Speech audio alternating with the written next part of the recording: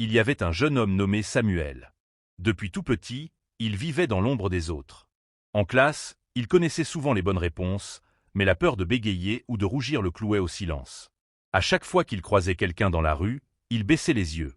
Il croyait que sa voix ne valait pas la peine d'être entendue. Un jour, son professeur organisa un concours de lecture publique.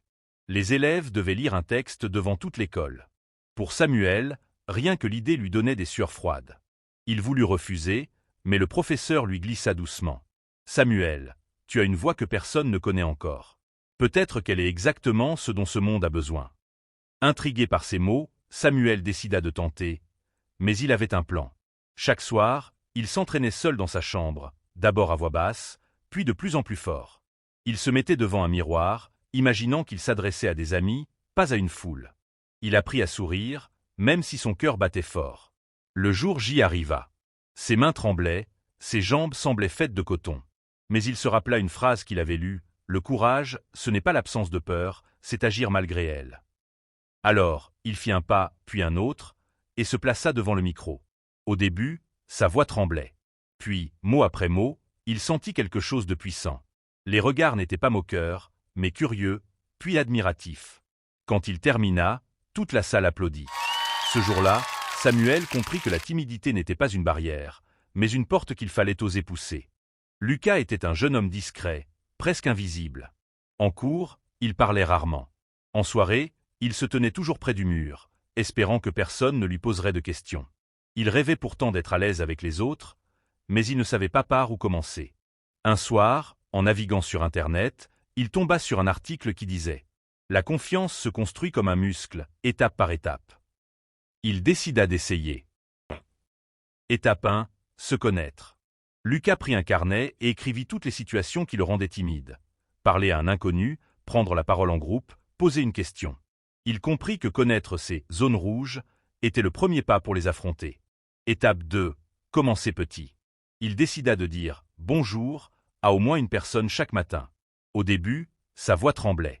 Mais au bout de quelques jours, ça devint presque naturel. Étape 3. Changer son discours intérieur.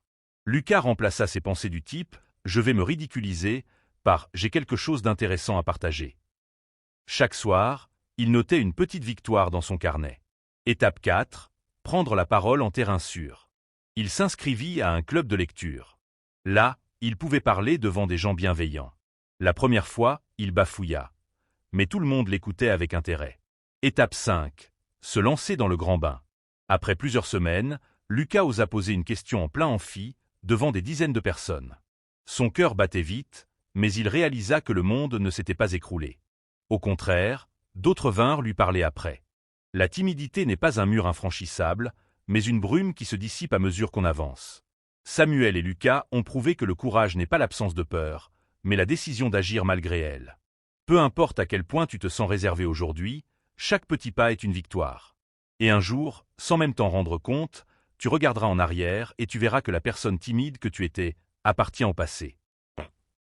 Exemple simple à faire chaque jour pour vaincre la timidité. 1. Sourire volontairement à au moins 3 personnes, même des inconnus dans la rue ou au travail. 2. Dire « bonjour » ou une petite phrase à quelqu'un de nouveau chaque jour. 3.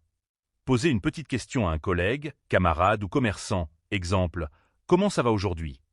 ou « Vous recommandez quoi ?» 4. Prendre la parole dans un petit groupe une fois par jour, même juste pour donner ton avis. 5.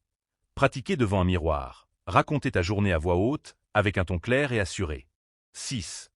Participer à une activité de groupe au moins une fois par semaine, sport, lecture, atelier créatif. 7. Tenir un carnet de victoires. Chaque soir, noter au moins une action où tu as osé sortir de ta zone de confort. Alors si tu as aimé la vidéo, abonne-toi, like et partage-la.